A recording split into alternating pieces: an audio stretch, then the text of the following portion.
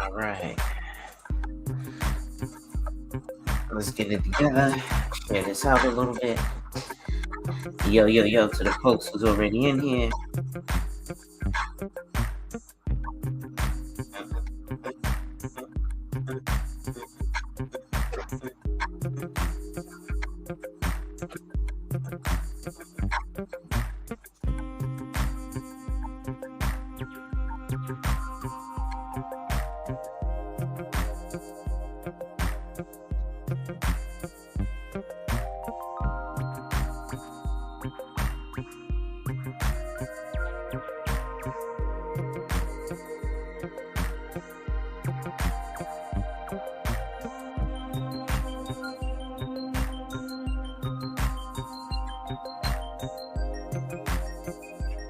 All right. Yeah, that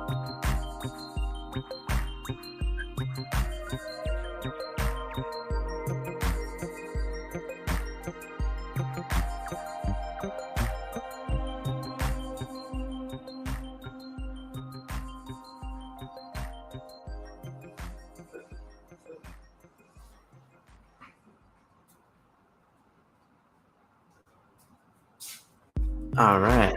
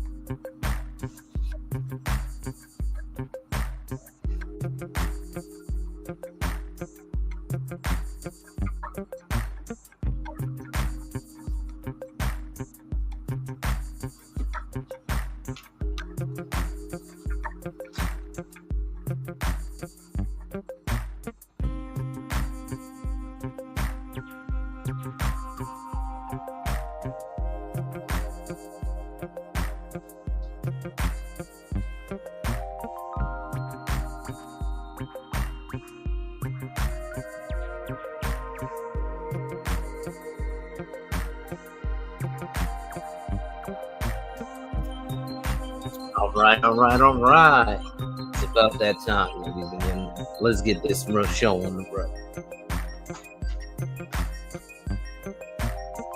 Yo, yo, yo, yo, yo, yo, yo. It's your boy, the insurance junkie, your fiduciary killer, the all-star advisor, Alonzo Hall. And I've returned today to whap and tap on your head with another 88 Health solution. Today, we're going to look at a way that you can use life insurance to build credit.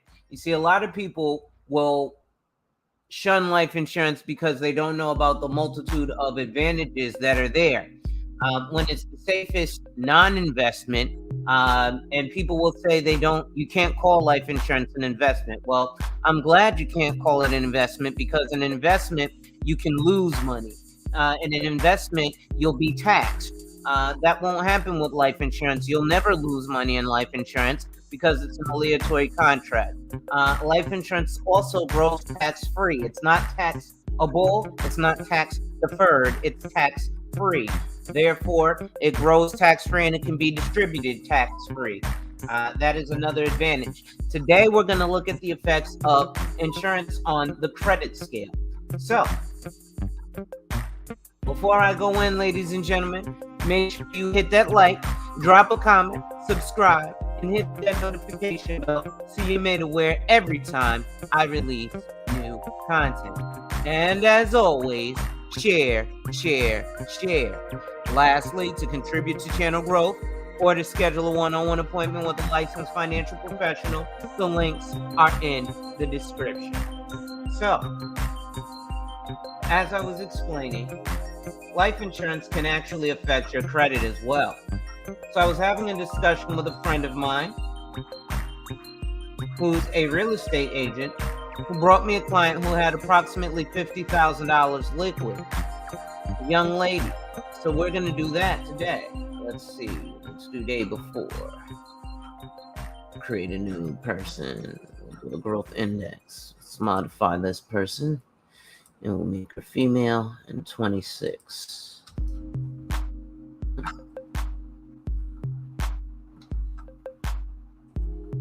And we'll make her from New York.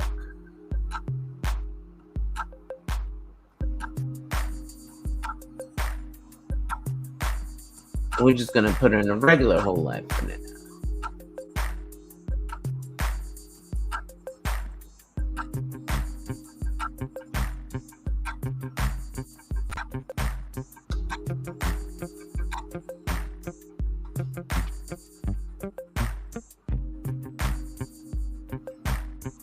I forgot how to make it a single premium. Let me see something. I can illustrate it and then figure out how to make it a single premium. You will soon. I'm trying to make this a single premium. I don't want to do it annually. Give me 1 second. What is it? 121.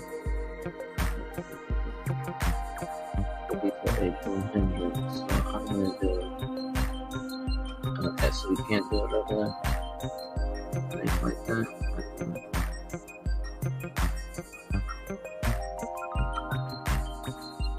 Access actually.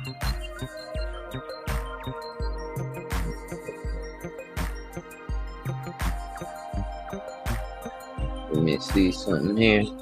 What I'm trying to do is make it a single premium. I forgot how to manipulate the software so you pay your insurance premium one time and one time only. But there's a way for me to do it. Give me 1 second here. I want the single premium. Annual, monthly, quarterly, cash flow. Well, I know what I can do it with. Hold on. I usually put it in universal. Universal. Might as well put it in the S class.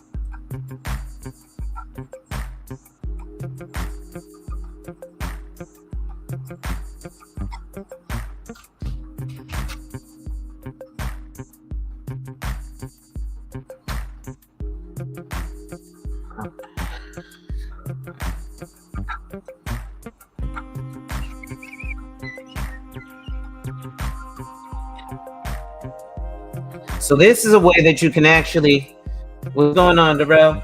Salute. Real brother in the area, yo. I was liking the video he said, man, let the lames drop their bag and you continue to do what you do. That's reality rap. That's why I've been rocking with this brother since he came out, yo. I ain't forget that email neither, Brody.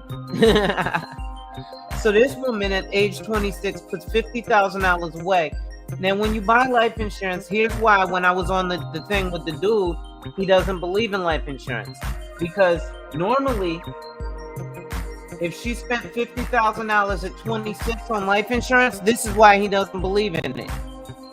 And like he said, all you got to do is show the numbers and let people see it. So hopefully people came from over at Wiley's and heard this dude explain to CFA why he doesn't believe in life insurance and why the numbers will prove that wrong. So see, if she paid $50,000 for life insurance, she could get $9,157,509 of a death benefit. That's the numbers he was talking about. But as you see here, she's paying $50,000 for $992,405 of a death benefit. We see that. Everything else here is the same. Before K Day, age 26, non-tobacco, initial premium, annual $50,000. State New York, death benefit option A. Specified death benefit $9,157,000. Before K Day, age 26, non-tobacco.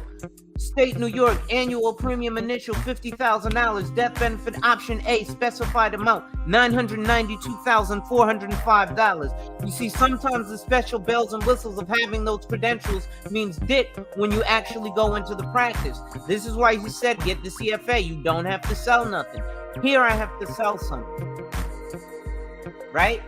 So now let's look at the difference. Why you wouldn't want to get that policy for that $9 million for $50,000. Because see here, you only get an account value, or you can borrow against $30,000 in your first year. But we look at things in terms of decades, 10, 20, 30 years.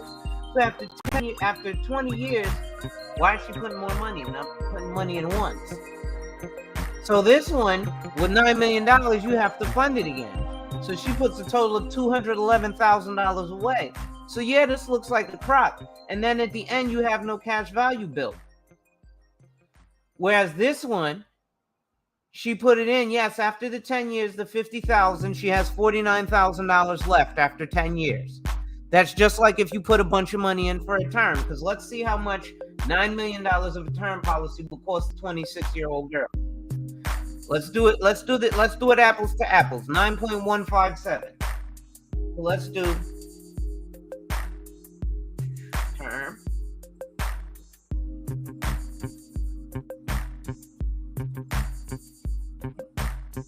$10 million, right? So 10 million term, right? Because that's basically, well, no, let's do 9,157. 9,157. 509. 9157. Right? So let's see that in 10, 20, and 30-year increments. Right? Because we're going to compare this shit apples to apples, baby. Aha! So, it will cost her $3,500 a year for 10 years, or over the course of 10 years, $35,000 for that $9 million worth of death benefit. But if she don't die, she gets nothing, her family gets nothing.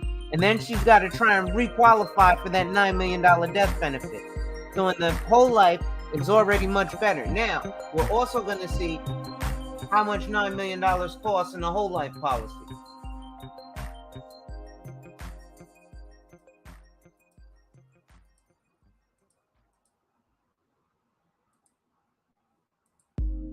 Per month. Right? So, if she keeps it for 20 years, it'll cost her over the course of 10 years $53,000 for that $9 million. So term is more expensive if you're gonna look at the most commonly purchased term policy, which is 20 years, versus putting that $50,000 away one time. Now, if she puts it away in a term 30, it's $85,000 over the course of 10 years. 171 over the course of 20, and 257 over the course of 30 years. So still more than the $211,000 she put in here for 10 years. And she gets to keep this policy forever, right? Because these policies, these term policies, at the end of 30 years, she has no more life insurance at all. And now, if she has any, like a spouse that she possibly wants to leave, or non-liquidatable assets that don't have a qualified beneficiary, that aren't placed in her estate, right? What's going on? All them zeros, right? But look, that's the $9 million. That's what this 26-year-old could qualify for with $50,000. That's why the CFA, the Certified Financial Analyst, who I just spoke to, said I don't believe in that because that's how they're hedging. Because he's thinking if he puts $50,000 away at 26, he's paying for a $9 million policy, not putting $50,000 away at 26, paying for a $900,000 policy. You see here in your first year, you put $50,000 away and you have access to $46,000. Yes, after 10 years, you only have access to $50,000 if you cancel the policy, but your money has remained liquid. Ask that CFA if he puts $100,000 in the bank today and leaves it for 10 years with 3% inflation, that $100,000 spending power is cut in half. Well, here, it's literally what you have. $50,000 then, $50,000 now. Because this is growing in whatever 10 years from now money would be. And then again, he's only put in that $150,000 in 20 years. He's got access to $82,000. Her death benefit is still the $992. Now I can make it more attractive.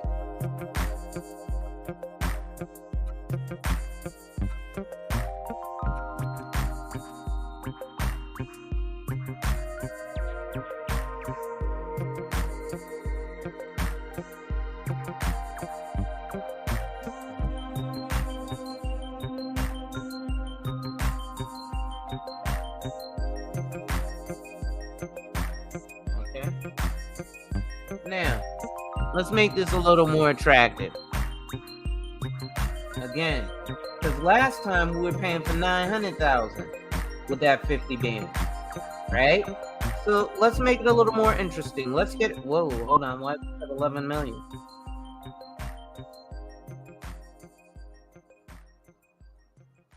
Oh, I put 500,000. My bad.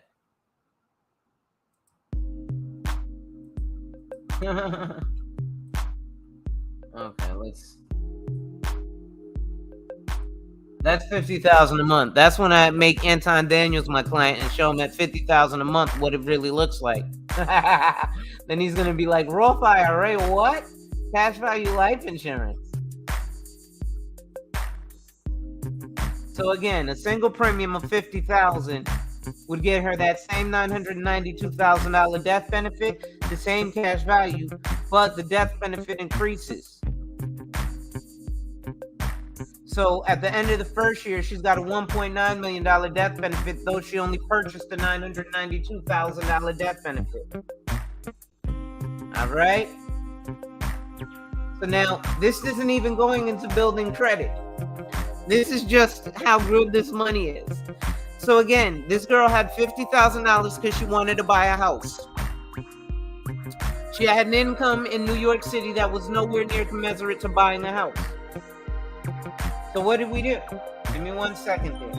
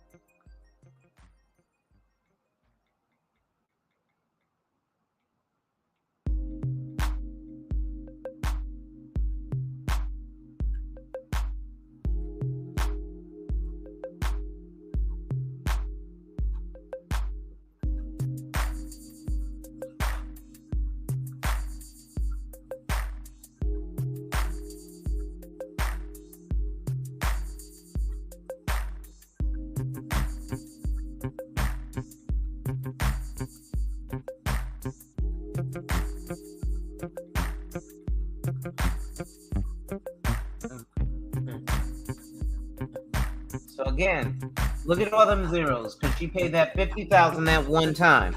So now let's look at building credit because this is titled building credit, right? So let's look at how we're going to build credit. So I just wanted to show how a permanent policy will beat the shit out of a term policy. Because, yeah, you can buy that $9 million, but if you don't die, you don't get nothing back.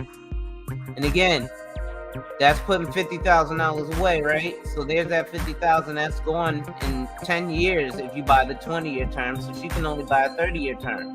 You can't pay for a term policy one time. You got to pay for it every year. You can pay for a permanent policy one time. See, people with his level of money, the people who are in the fund, still have things that are closed that they're not telling him about, which is why I said I would start a hedge fund with life insurance policies with $100,000 with a 1-year lockup provision. Right? The reason that they don't want you in that is because they make more money off of 2 and 20 fees. You make more money off of this. Now, yes, the bad part is the company's going to make more money, but you, the client, makes more money. The person who gets screwed in the transaction is the advisor who puts you in this good-ass product.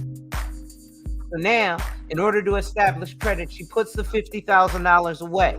She gets instant liquidity because now that's at her net, adds to her net worth, that $992,000. So now she's nearly worth $1 million plus her annual income, which is $30,000. So you add that nearly $1 million to your net worth, and now you try and go apply for a home. And now you've also got that $50,000 there. Right now, it's $46,000 liquid that if you need to pull out, you can pull out because you need to buy that house. So you have it to show for a down payment for a house. It's not in a bank account. It's with a strong financial institution. So let's say you do something like you take this, you put that money in that life insurance policy, then you borrow $10,000 and you buy yourself a car and you pay yourself back the money that you bought yourself this car with cash with this life insurance policy. Right? So now that you're paying yourself back with this car that you bought cash with this life insurance policy, because you borrowed the $10,000 cash from this life insurance policy, now you're going to pay yourself back. Well, it's with an established financial institution, so they report that you're paying your loan back, just like when you pay a 401k loan back. It's reported to the credit bureaus. So you're establishing a form of good payment history, paying back a loan that you took from yourself instead of giving the banks your money. But people will still tell you to buy a term and invest the difference because they think when you're spending $50,000 on a life insurance policy at 26, you're getting a $9 million death benefit. That's what she qualifies for, not a $992,000 death benefit. That can increase. I just closed that window. They think you're applying for $9 million. No, if you're going to apply for $9 million, yeah, you apply for the term policy. If you're going to apply for a money contract, you apply for the permanent policy. Hold on, let me check the chat.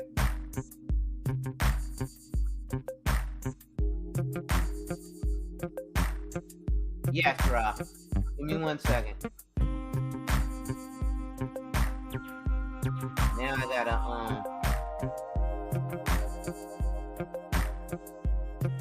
I want to show y'all something.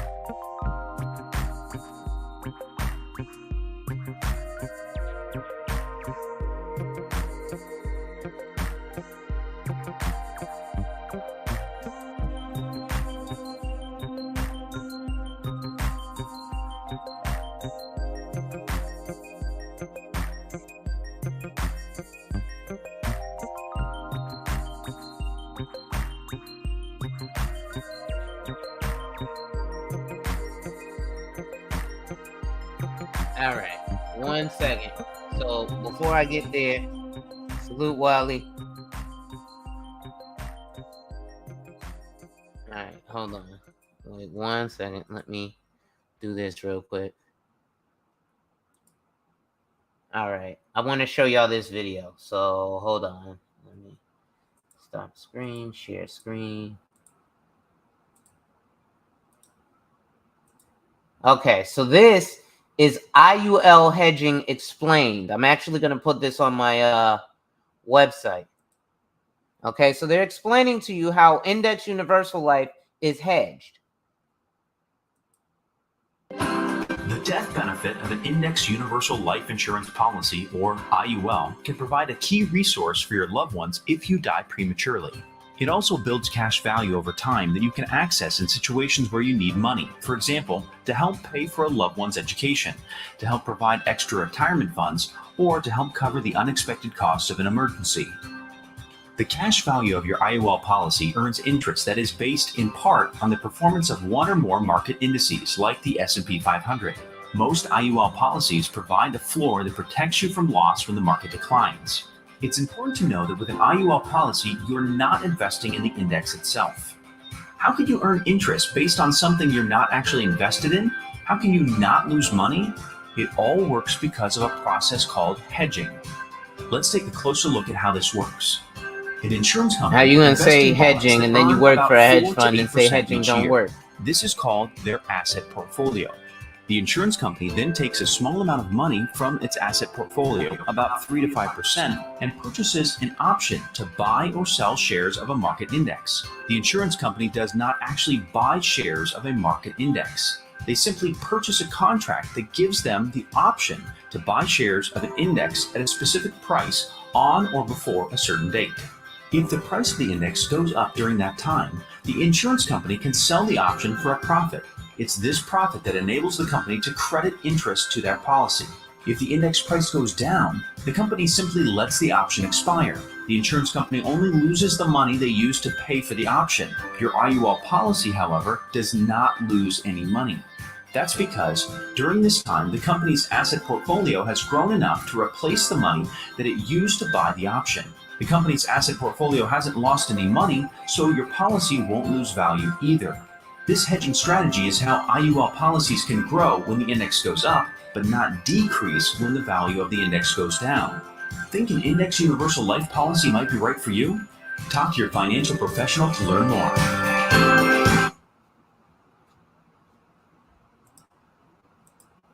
So yes, starting a hedge fund with an IUL is definitely what I'm looking to do. Kev 504, what's going on? Mr. Real Estate, what's going on? You know I'm trying to do that. He said, you know our community is financially illiterate. All right. And make sure y'all get over and follow Mr. Real Estate Live, man. He's got those YouTube classes, teach you how to grow your channel and all that good stuff. Definitely a great content creator. Follow him as well. Now, I want to get back to this building your credit. It's really simple. It's really easy. But, you know, again, this is something, ironically enough, a real estate agent came to me and was like, I'm surprised you didn't teach us about this, Mr. Hall. You usually teach us about everything. And I was like, okay, so finally one thing I didn't get. And he's been trying to find something for years. So now he feels very good to be able to educate me. But again, look at this. So nothing has changed with Mrs. K. Day. It's a 26-year-old non-tobacco using female who's purchasing $992,405 death benefit with $50,000. Again, we've already established that if she's just going for the target premium, $50,000 would get her a $9 million death benefit. So you can already see why $100,000 of life insurance is different and can cost different, right? It's got the same 5.48% growth, same 5.8% growth, same death benefit option A, same death benefit option A. But in this one, we're structuring it to maximize the beneficiary's benefit. In this one, we're using life insurance for what it's used for, your life. So from 26 to 36, she lets the 50 grand sit there. From 36 to 46, she can still let the 50 grand sit there. And at 46, her 50 grand has now grown by $30,000 to turn into $82,000. But again, we're not looking to let this money grow. This money is now to establish credit because she wants to buy a house. She ain't going to be able to buy a house right now because she has weak credit. So how do you establish credit? Well, do it yourself instead of giving your money and interest away to the bank. So you put your money, and all my real estate professionals, please listen, because I've recently just did a real estate deal where somebody didn't have to do a rollover for a 1031. We just rolled that money over and avoided them taxes to the tune of $500K. So you take this $50,000 again, your first few years, you don't have a bunch of money to surrender, but immediately you've got basically the same 50,000 to borrow against, 46,000 to borrow against, right? So borrow $10,000, buy yourself a car, or borrow $10,000 and start stuffing it back in there, the same $10,000. But now what you're doing is you're establishing credit because, again, it's a financial institution. And again, you're not buying a death benefit, right? Because $50,000, we already see $50,000 will get her a $9.1 million death benefit. So when you're buying life insurance, you're not talking about death benefit. This is why the CFA said, I don't believe in life insurance. You get term and all their hedging. Well, I just showed you a video of the hedging, and the hedging they were showing you was protecting you with a $9 million death benefit. The hedging I'm showing you is this.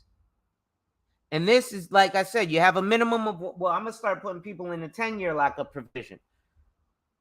So let's do it with 100 grand. Let's see what it looks like if she puts in 100,000. 100,000 one time. 10-year lockup provision. So you can't touch the money for 10 years. Minimum. So to get her a $1.9 million death benefit, let's change that. We could get less death benefit.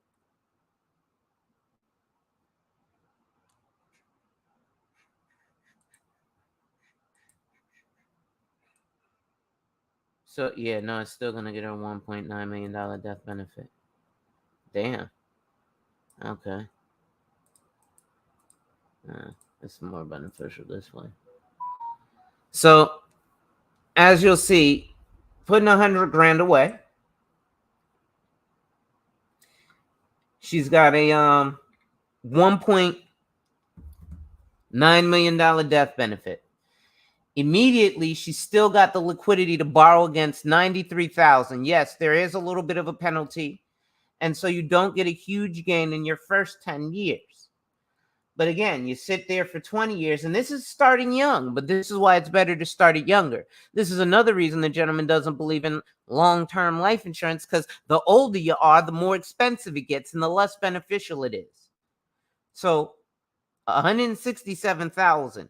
Now, if you were to put it in any index fund or any ETF, first of all, there's no guarantee. See, this is guaranteed to grow this way. Worst case scenario, you'll get this. Absolute worst case scenario would grow to zero. But this is in a scenario where, because he didn't mention, he said AIG. AIG is a reinsurance company, but that's property and casualty. That's not life and financial. You see, I hate when they commingle those things because those are investment firms. They didn't have life insurance. They had annuities and they had retirement accounts. They had your pension fund, Lehman Brothers, etc. And it sounds nice. Yes, I'm a CFA. Those letters sound great, but that means certified financial analyst. So what that means is he knows how the fuck to read the charts. I have to sell you this shit, so I have to know how the fuck it works. Pardon my language.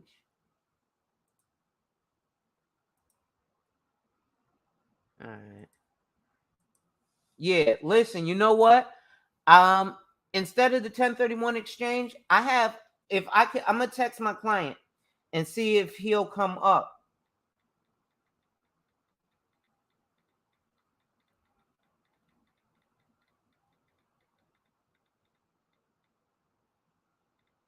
And talk about doing the 1031 that we did with his property. Give me 1 second. Okay. Let me send him the link.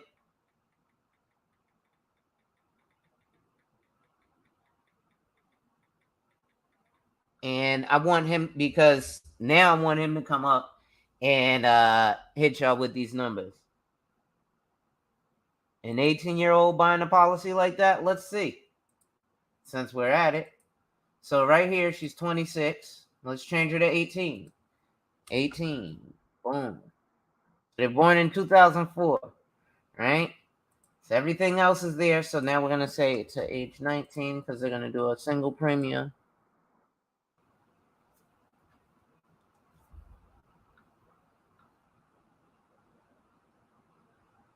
Give me 1 second here.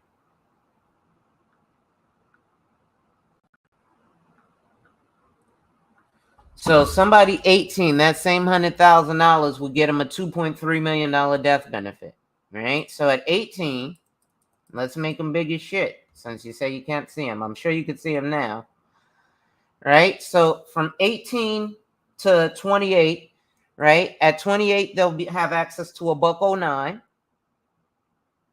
right? At 38, they'll have access to a $1.81. At 48, they'll have access to 301,000. At 56, let's see.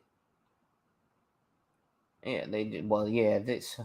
At 56, they'll have access to 441,000, and this is to borrow against is this column, to cash out is this column, right?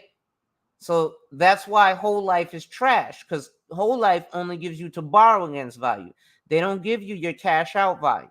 That's why we like universal life, not whole life. We like universal life. Universal life has a different concept than whole life. That's why he was talking about hedging with whole life, and he was inaccurate. Okay? Give me 1 second here. Let me just check. All right. Move that out of there. All right? So, again, even actually, because you can do this with an 18-year-old. So whatever funds is there. So you put the $100,000 instead of putting it in a bank. Yes, it loses a little bit of value initially, but it will lose much more value in the long term. If, in fact, this gentleman said Goldman Sachs. So let's look at this. High yield bank savings account is with Goldman Sachs, Marcus Millichap. Let's see. NerdWallet, the best high yield savings bank accounts of 2022. So it should be Mark. Wow, I used to say it was Marcus Millichap with a 5 Okay, so they have a 1.2. Okay, so they're only by 0.06% beat.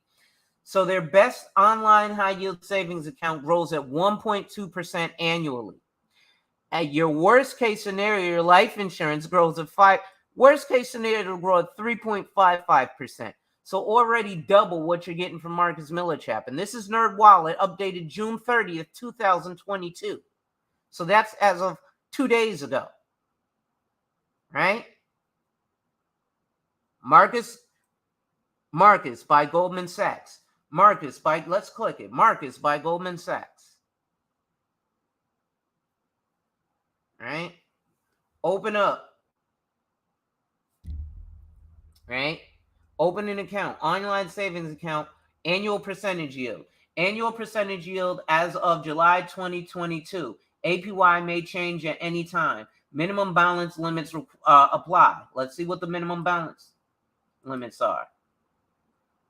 So, how much money can I deposit? Customer limit deposits. The maximum on deposit for all your individual and joint deposit accounts may not exceed $3 million per account, with a $1 million account maximum. Calculations of limits. For limits of calculating the maximum, no, I want to know what's the minimum I can put in, because most people don't have. For purposes of calculating maximum aggregate, each account owner and each deposit balance includes principal deposited, held by the same account, withdrawn respective joint accounts, return of funds. In the event that the online balance exceeds the maximum limits by greater than 1,500 or lesser, or so the correction. I'm trying to see what the minimum is. One account opening. Let's look at the EFT terms, page 16.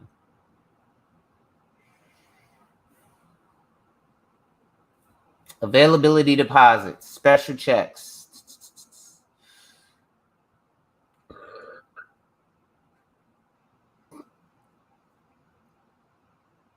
I'm trying to see what the minimum you can put in. They tell you the maximum, but not the minimum.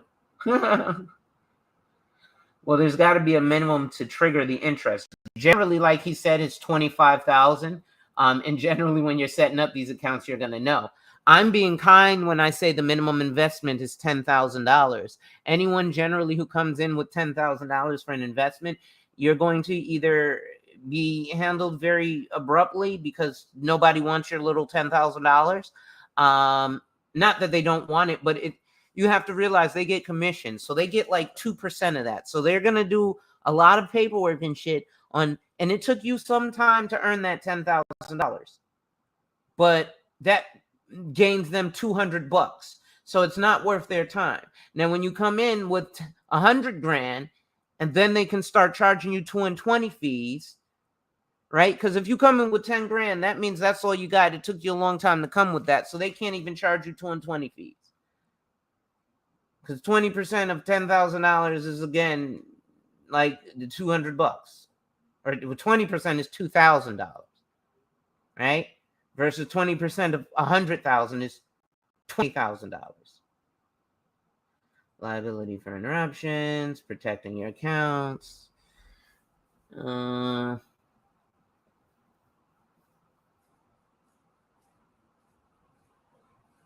looking for the minimum amount of deposit, which, like the CFA said, ironically enough, is about $25,000. Generally, they'll tell you the minimum. They don't tell us here. I'm surprised they're not giving us the minimum. Okay. What are initial deposits and how much do they work? Okay.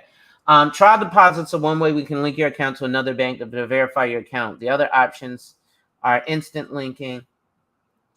Log in, enter your account. In 2 to 3 business, 2 deposits will be made into your account. Okay. How much money can I deposit? Yes, here we go. So the maximum, they tell you the maximum is $1 million per account.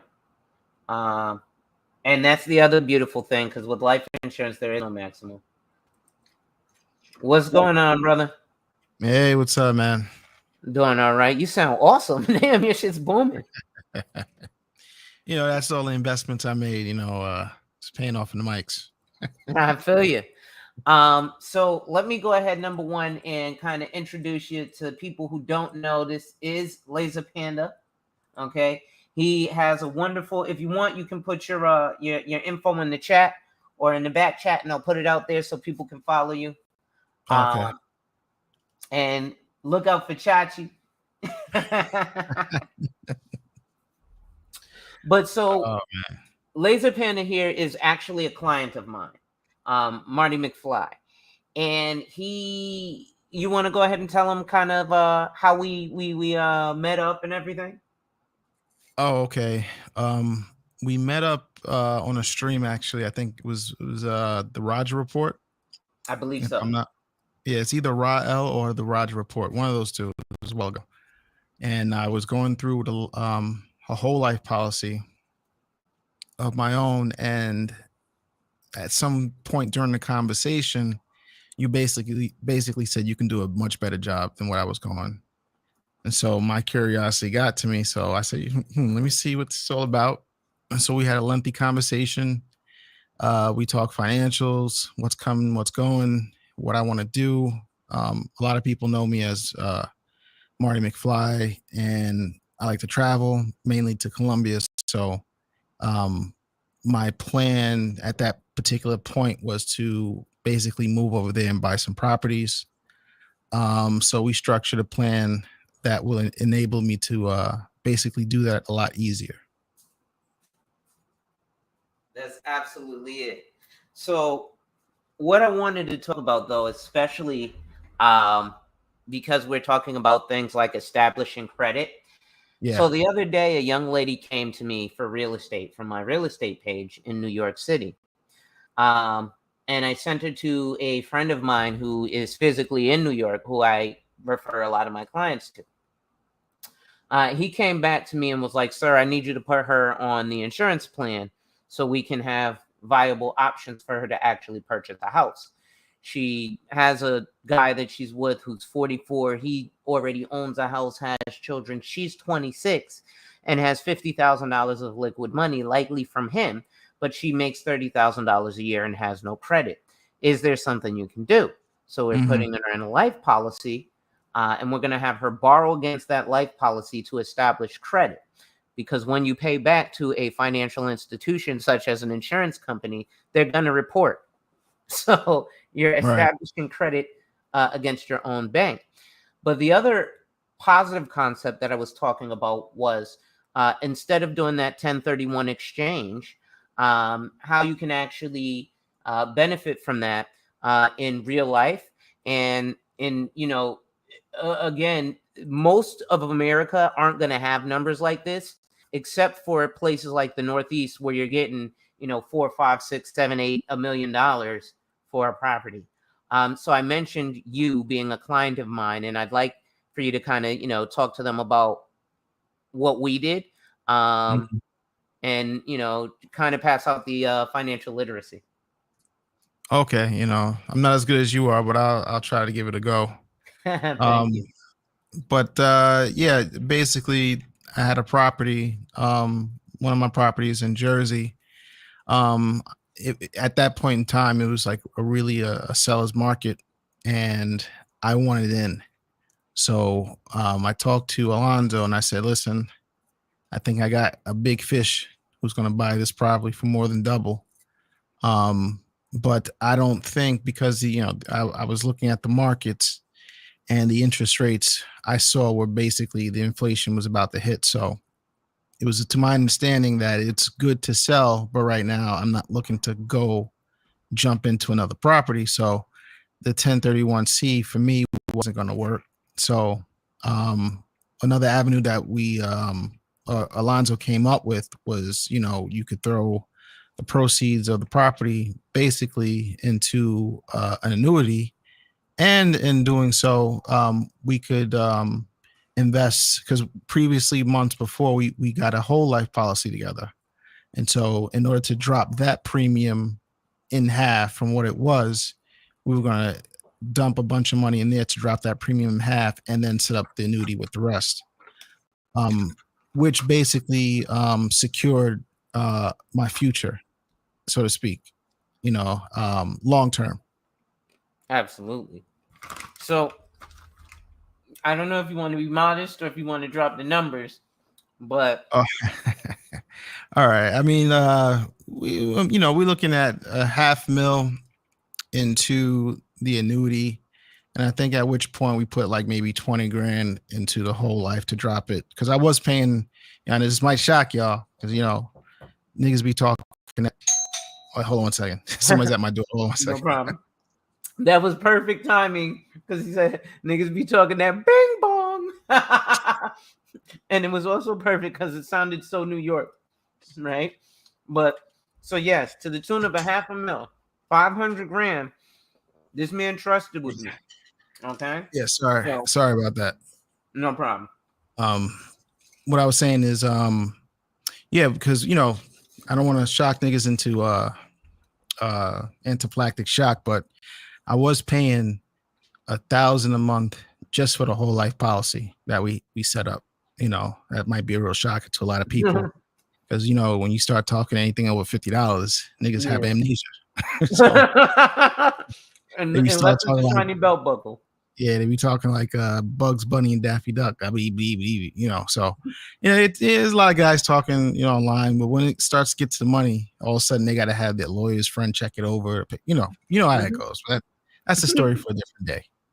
But Exactly. but basically, we dumped the some access proceeds into the whole life policy, which enabled me to drop that in half. And what the beauty of the way we set up things, is a little pro tip for y'all out there. Everything is running through my business. So what does that mean? So basically, the annuity was paid out through my business, and the whole life is also being paid out through my business. So it kind of looks like I'm giving myself my own insurance through my business. So basically, what that means, the way we set it up, is the annuity pays annually. And then what we did, we set up the whole life policy to be paid out annually, and we had these sync up. So basically, long story short, when my annuity payments come in, I use part of that to pay the whole life policy for the entire year, and then I get to write the whole thing off at the end of the day. So it's like kind of like paying Peter and Paul, and we're all the same family, and I'm writing it off, and it's viewed as like insurance that I'm providing myself through my business. So Yeah. Man, this mic sound good, man. I could be like on, some type of smooth talk show. I do like it. Yeah. Do you want your bubble bath? I like the way the bass comes through. That's why I said when I heard it come out, I was like, wow, you said I had to actually turn my speakers down a little bit. He said, Yeah, wow. it's coming through. It sounds kind of nice. Like I can be like your disc jockey, or in the world. They be doing those they be doing those trailers in the world where a black guy spends $1,000 on a whole life policy. Broke niggas are scared. Yes, that is absolutely it. So here's the thing, like he said, right? So I want to break this down for you guys piece by piece. Also, because the annuity payments now, he's under a certain age, so he's well under retirement age. So the annuity is not paying him out from the $500,000. So what he's doing is a systematic withdrawal. So what we have is certain circumstances, and this is why it's important to sit with your financial professional and not take what someone else did for your circumstance, because his circumstances fell a certain way for us to be able to do everything. That circumstance, even if everything else sounds exactly the same, may not work out exactly the same for you. There are different things that occurred. So one of the things is we're doing a systematic withdrawal every year from the annuity. Now, what that means is that every year we're taking 10% tax-free from that $500,000. So every year he's going to get $50,000 from that 500, but it's going to grow its interest at, I think it's 3.7% annually. Yes. Get your sound effects, man. I love it. I forgot you got the sound effects. Yeah, so I'm in the studio right now. Yeah. Oh, you are? Yeah. Oh man. You know what? I still gotta come. I gotta come visit and pop a bottle with you, man. Yeah, man. Why not? Why not? Well, I don't drink, and well, you don't drink either. Listen, we'll pop some Perrier. I'll put it like that. But tax free. So he's gonna get that 50 grand again, tax free, and he's able to write it off because it's through his business. So she said, I was trying to find your page. Yeah, post your stuff. Did you post your stuff in the private chat so I can post it in the yeah, post it in the private chat. No, I'll post it in the chat for you. There we go. Hold on. You about to get some. Malika will follow you immediately. Anybody who is down with this crew, I gotta like come up with a name of like my followers, because y'all are some loyal folks and I appreciate that. Seriously. So I don't know. I might start calling y'all like, well, I have LXG, the League of Extraordinary Gentlemen. I might call y'all the Legionnaires. Okay. Yeah, I just posted. How do you do it? You just copy and paste it to the main, or I'm gonna just copy and paste it right here, and then it's in the chat. So now they can when she goes on Instagram. Let me. Yeah, tell her, say what's up. Yeah, definitely. Follow, and he's an active user of the Instagram, so. Oh yeah, definitely. Now, one of the things, like he said, it might shake people to see someone spending $1,000 a month on a life insurance policy. So what I would like to do now is I'm going to show you this at this 18-year-old's at an 18-year-old. Let's see how much $1,000 a month would get an 18-year-old. Again, we know that 18-year-olds will spend $1,000 a month on their new BMW, right? Mm-hmm. Yeah. So let's see what that life insurance makes it so that in the future, when they're Marty McFly's age. Oh, geez, hold on. I just did this one year. Hold on, I got to change that from age 19. Let's do the age 65. So $1,000 a month. Right, I'm doing that monthly. $1,000 a month. What the heck? Oh, wrong one. This one. Okay, here we go. So $1,000 a month at 18 will get you a $1.3 million death benefit. Right? Over the course of 10 years, you put 120 away. You still have access to 116. Over the course of 20 years, you put 240 away, but now it's 356 if you want to borrow against it or cash it out. Let me make that larger because that's a little small. Right? Can you see that? Okay, bro? Yeah. Okay. So again, yes, he put in $240,000. This is over the course of 20 years, but he's got access to $356,000.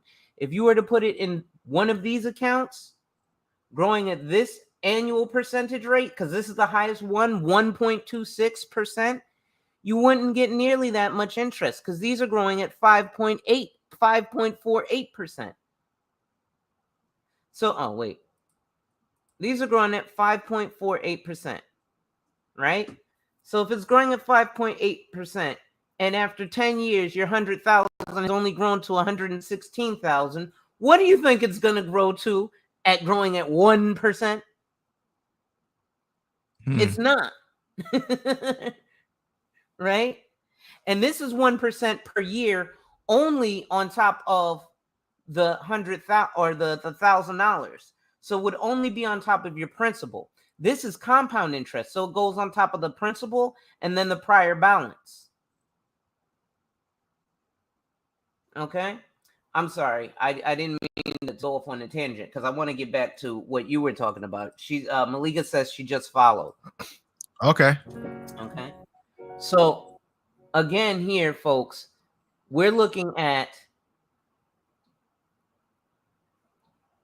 a huge tax advantage because, again, you put it in your business account, correct? Yeah. Mm-hmm. So both the universal life policy and the annuity are paid for out of his business account. So what it looks like to the federal government is that he is giving an employee benefits. So that is a taxable event or a tax. He can be a write-offable event for the business, right? So he can get tax savings on this. This is how the wealthy remain wealthy. So now, with this money that he has in his life policy, it's just like he's gaining equity in a house. So if he decides tomorrow that he would like to buy a new car, he can. She says he followed me back. That's right. Spread the love. If he decides to buy a new car tomorrow, he doesn't have to go finance it. Okay? He can call me up and say, "Hey, Alonzo, I just put $20,000 cash in my life policy. I've got about $20,000 liquid there. I'd like to borrow $20,000. Go ahead. Now keep Go that ahead. going. And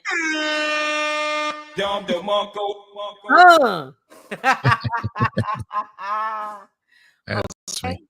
and takes that 20 grand and goes and slaps it down and buys a 2017 AMG Mercedes. I'm a Mercedes guy, so everything we talk about is going to be Mercedes.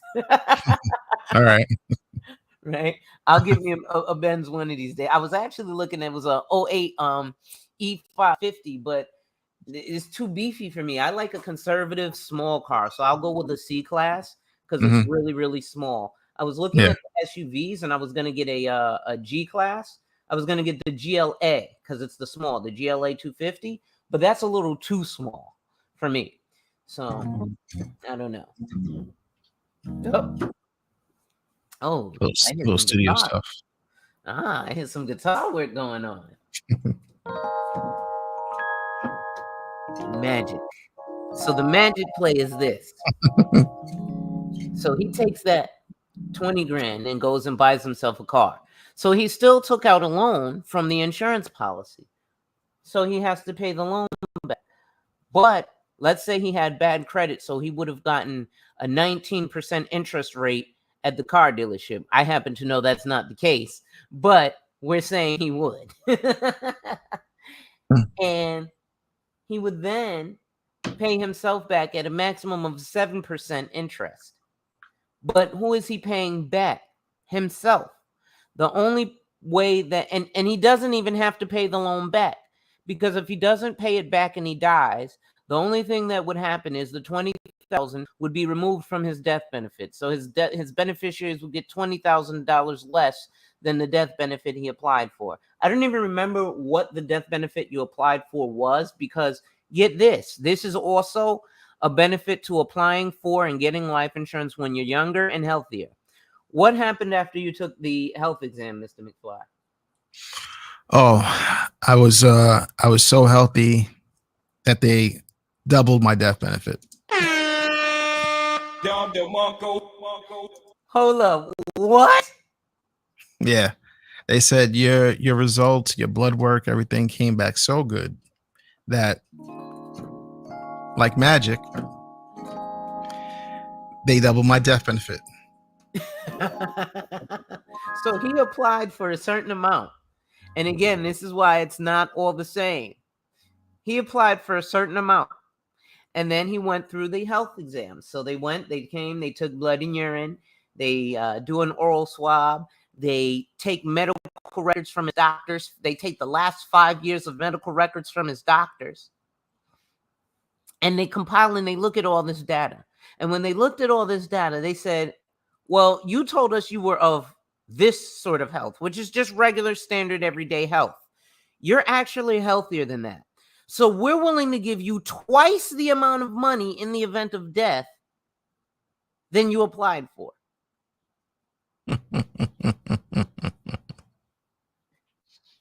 I don't think they understand. Wait a second. Malika said, what? That's right. It's free money. Free money. Look at this. They were like, okay, you know what? You're healthy. Double it. So health is wealth, ladies and gentlemen. That is the benefit of living a healthy lifestyle, which I need to learn. But living a healthy lifestyle actually saves and makes you a shit ton of money. Right? You think that McDonald's dollar menu meal is saving you some money because the salad is $9. But what they don't tell you is that $1 burger clogs your arteries and costs you $80,000 when you go to the hospital for a heart attack. Whereas that $9 salad, you don't even have to go to the doctor. So there's something to be said about healthy choices, because the field of work that Mr. McFly is in is very physically demanding. So he can't be out of shape. And it just speaks to planning. So not only, again, is he putting this $500,000 in this annuity and getting 10% from it per year with no taxes and being able to write it off, he's also paying for the life insurance policy through that same business account, saving him even more money, right? And he's also gonna, with that 10%, take that out and pay for the life policy. So he's paying himself twice, because the life policy then is building cash value that he can then take out and do whatever he would like to. She said, it's like double dipping. With the healthy food for 4 or 5 days. Say again? I said it's like double dipping. It's like double dipping. So this is the power of life insurance. And again, if he wanted to go and establish credit with himself or establish a credit score, which he doesn't need to, he could. Yeah. But let's take it a step further, because a lot of people will say, well, here's the problem with whole life insurance or universal life insurance. You're paying for it for your whole life. Mr. McFly, is that the case with what we've set up for you? Not for me. Wait, what? Nope. So what's your situation? Mine is a 10 year policy. You know, Wait, so 10-year. Yep. Okay. So keep going. Yeah. So 10 years, I could, take the cash value out, but I still had the benefits of the death. I still had the benefits of the death benefit if something happened still, even if I cash the whole thing out. And I don't have to pay it back if I don't want to. And he's only paying into it for 10 years. So it's like a term policy. This is why a lot of people like term, because they don't like the idea of a perpetual payment. Even though we go into mortgages, which mortgage is literally meaning payment till death. But we don't like to go into perpetual payments. Even though we get cell phones and nobody's cutting off that cell phone ever. Right. But because there's no end date for the payment and there's no particular tangible thing or service that we're paying for except for someone after our death to get money, and nobody ever looks at the concepts of using it while we're alive, let's take it a step further. So we know that after that 10 years, he's done paying for it. So the $1,000 a month that's going into it, because again, we cut it in half, right? So his premium was more, but he cut it in half. Now initially he was paying $1,300 with another company, which I'm not going to name the company because I don't want to, well, I'll let you name the company because a client can name a company because you can say what you're pissed off at. Nah, we won't name. We don't want to toss no salt on the wound. Okay, fair enough. But it was a respectable company, but just you just did a better job. That's all. Well, thank you. So it was a very respectable company, and they were trying to take him through some loops. But what ended up happening was he was paying $1,300 a month. So initially we saved him $300 a month off of the policy. Now, again, here's what's crazy, because when I spoke to him from the stance of where I met him, which was a space where there's a lot of men who tend to be there and men who talk with a lot of bravado. So initially I took it with a grain of salt, as probably did he, because I was like, oh, I can do a much better job. And he was like, oh, really? Okay, I have to see this.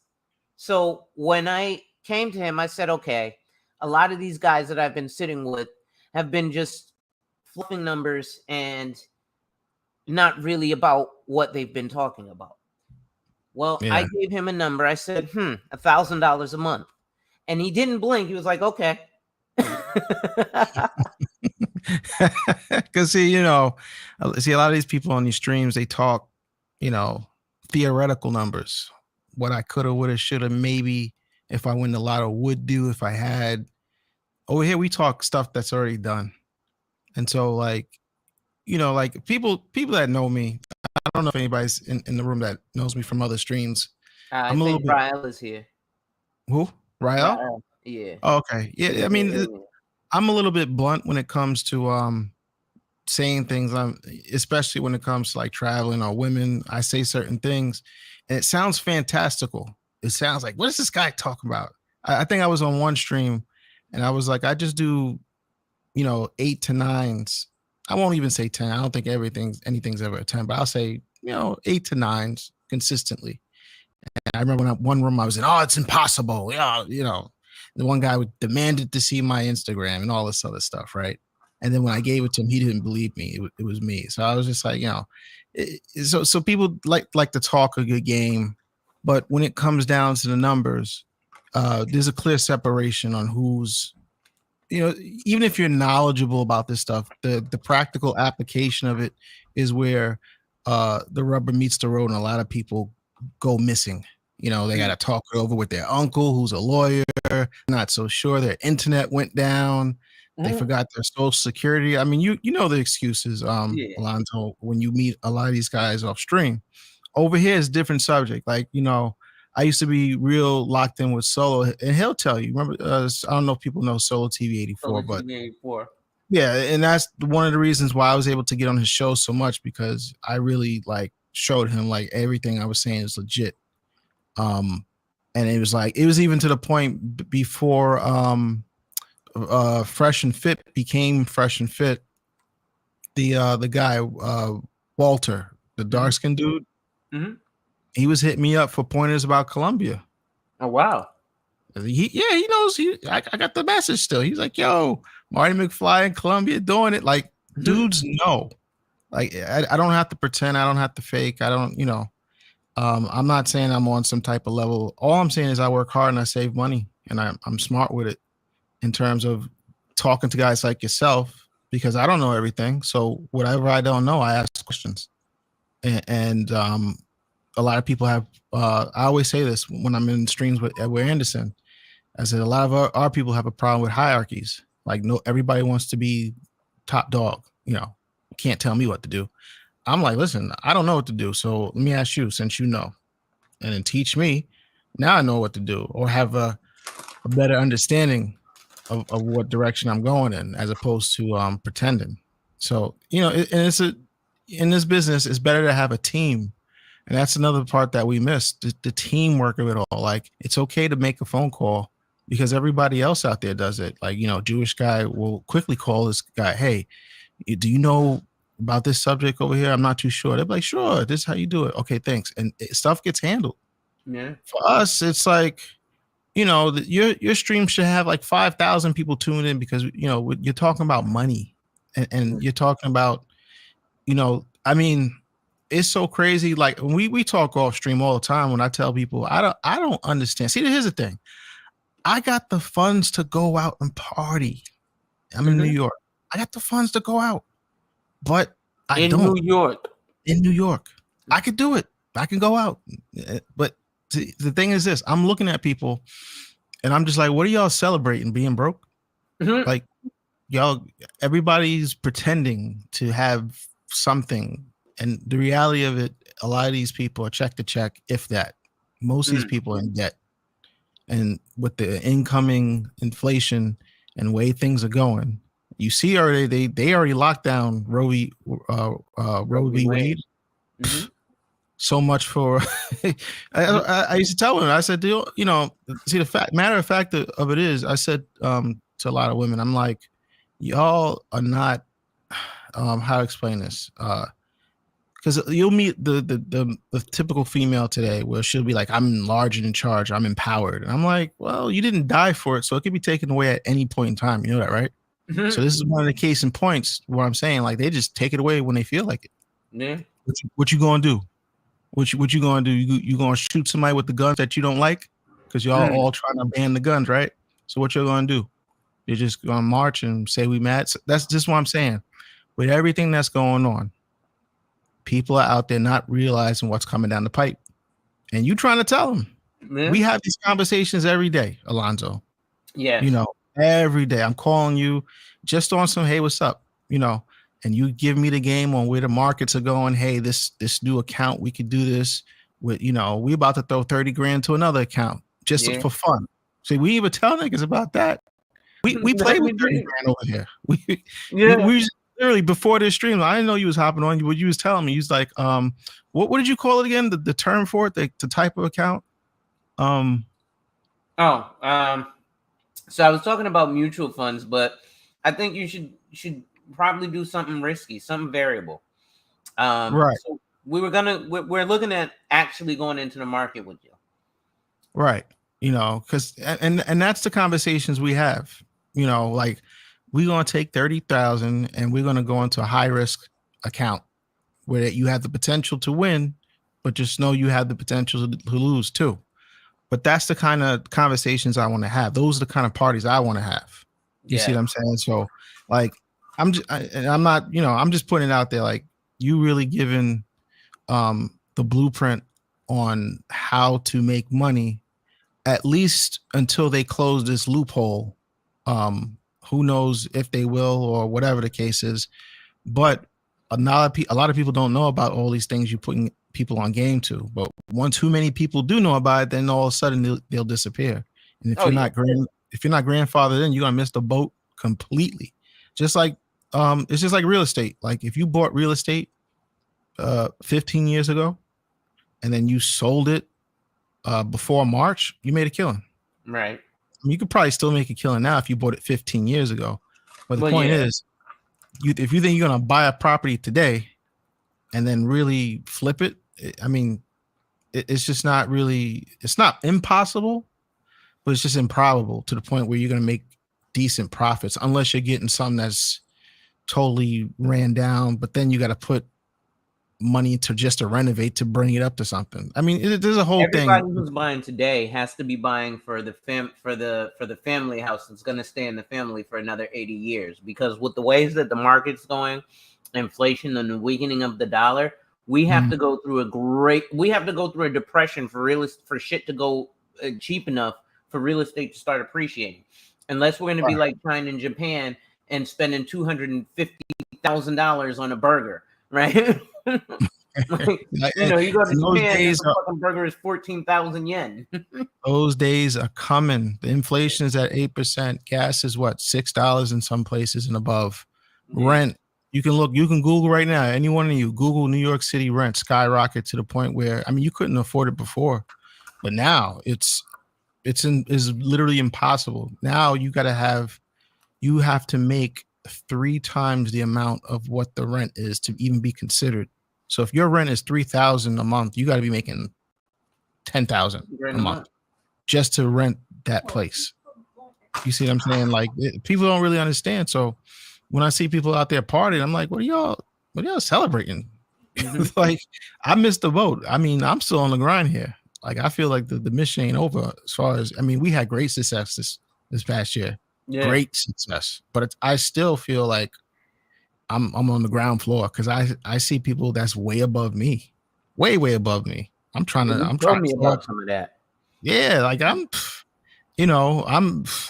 nowhere compared to some of the dudes I'm looking at. I'm like, these guys are they hitting. Yeah. I'm trying to catch up myself. So I don't know. Like I said, I don't know what everybody else is on, but they got to get up on this. Listen, you know what it is? It's not the sexy thing, right?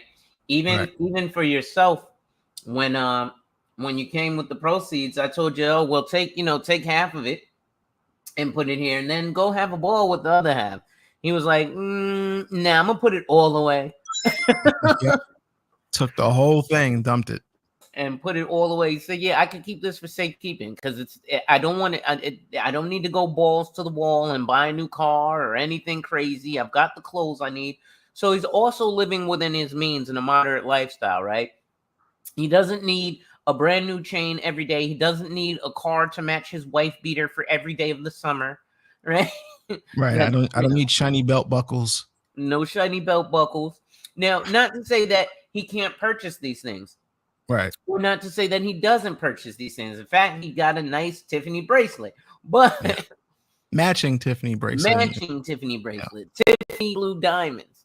But he did that stuff after putting $500,000 away.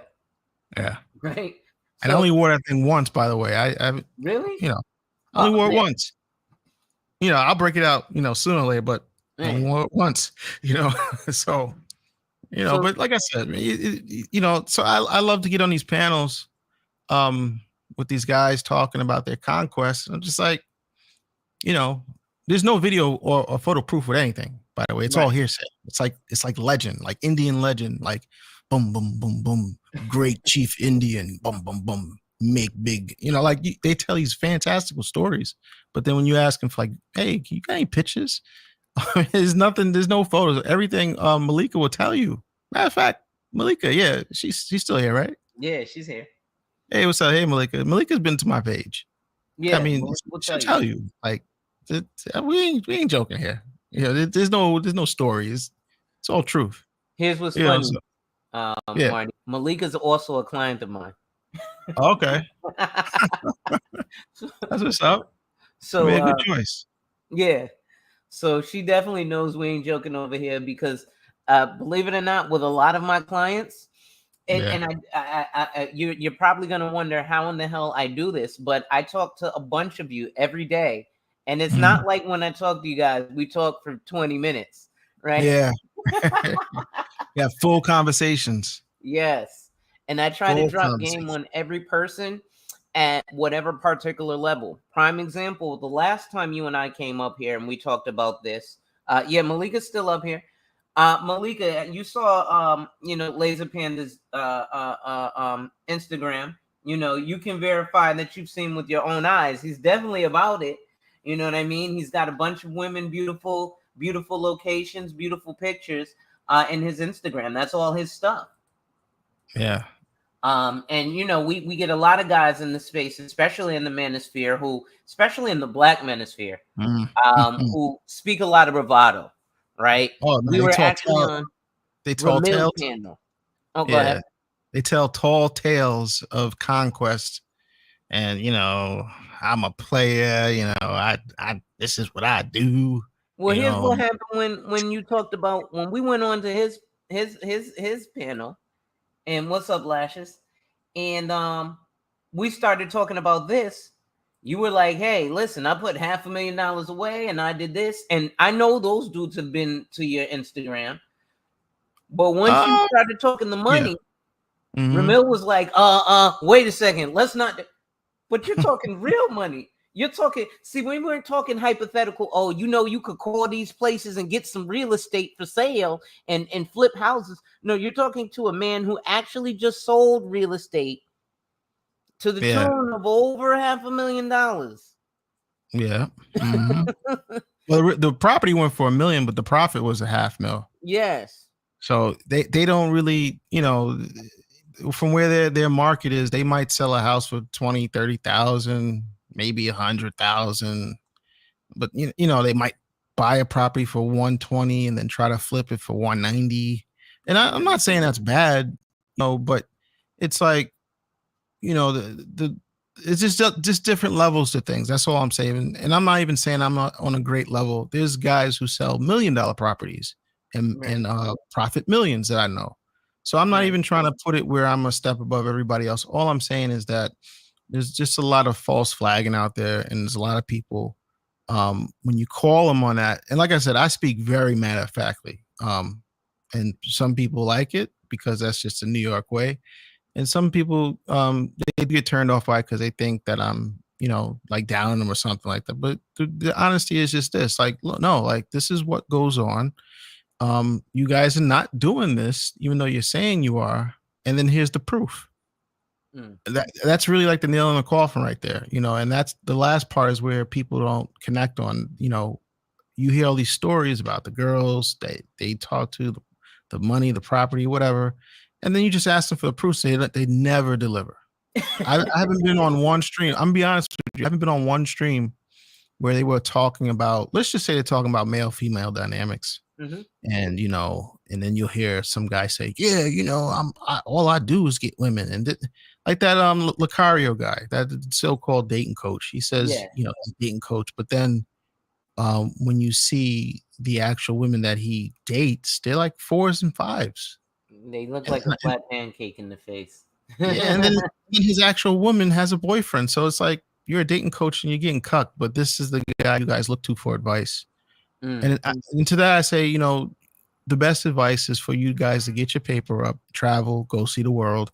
And, everything is trial and error. Speaking of travel. Yeah. So with this life, because I just realized we put a lot of moving parts together in your plan. Yes, you did. Not only is he only paying for it for 10 years and it's still going to build cash value. After that 10 years, let's say he decides to go overseas and purchase a home. Guess what he has liquid in that life insurance policy to purchase a home? I think we calculated it's going to be, was it 130,000? Yeah, somewhere like 136, something like that. Yeah. So he's going to have 136,000 available to him to cash out and go buy a house. So life insurance can be used for, because I'm speaking to a dude in these spaces, young guy, he goes on with Sweet Melody Speaks a lot, young guy by the name of Game Changer. And I want to stress, because to younger people, if you are, I'm almost 40, right? And Laser Panda is near my age range. If you're 20 years younger than us, the numbers that we're talking right now are only going to double for you if you start these plans now. at 22. I can promise you, if somebody would have 20 years ago dropped these gems for you, and you would have done it, because it sounds like you did, because you were able to do what you did when you did what you did, right? In purchasing the multiple homes. So in having that, do you think you would have been better off financially now than you are? And it's not like you're hurting. I'm not saying you're the richest man in the world, but you're not hurting. Right. Right? Do you think you'd have been better off financially? If I started earlier? Yes. Oh, yeah, most definitely. And the truth is, some people don't even start at all. So I'm glad I got in when I got in. But obviously, if I was doing this since I was 18, I'll forget about it. Yeah. It'd be ridiculous. Ridiculous. Just people don't know. Like they literally, if you have kids, I would start them on it when your kid's 1 year old. Put them on a policy. So by the time they're 18, crazy. Yeah. And you only got to pay for it for 10 years. So you pay for it from the time they're 1 to they're 11. Then you forget about it. Mm-hmm. By the time they're 18, you got $20,000, $30,000, $40,000 that you only paid $12,000 for. Yep. And so the ill part is, so let's say 10 years pass, we move to Colombia. Now your expenses are much less than here in America, and you're still pulling the 10% from the annuity. You'll be living like a king, basically. But here's the ill part. Because he's not retirement age at that point, he doesn't have to take any money from the annuity. So when he takes that $50,000 out, he can actually just stuff it back into the annuity, which is another tax write-off. Because he's paying dollars into a retirement account for an employee. So it's a tax write-off. So wait, he just took some money out tax-free and then wrote it off on his taxes. Yeah, they're not getting it. They are not getting it. I didn't even realize that's what you're about to be doing. You're about to be getting money tax-free and writing it off on your taxes. Double dipping. Yo, this is how the rich get richer. Oh my God. This is what time we on. Oh man. This is the new PS5. This is PS7. Financials are the new PS5. That should be the next video. that is. I'm about to definitely be the next video. Financials are the new PS5. Because breaking this down, she says, I was looking at pics and getting jealous. I need to get like them. Yeah, see, girls know what's up. Like when they go to my page, they're like, oh, okay, I see what this guy's got around him. Yeah. I got to be up to snuff. I be getting messages all the time.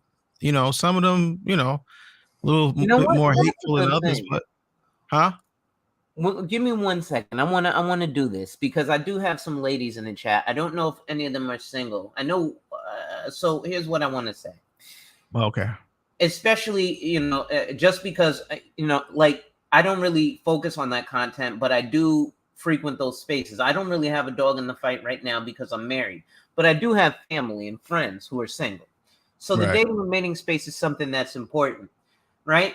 But especially for Black America. So first of all, men, you want to be like Marty McFly, right? So his annual income, he's $150, right?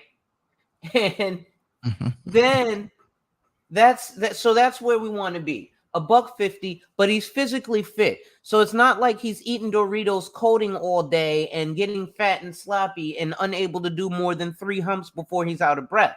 Because that's another thing these dudes talk about. Listen, you want a 120-pound woman, but if you're out of breath, you can't hump her more than 3 times before you have a heart attack.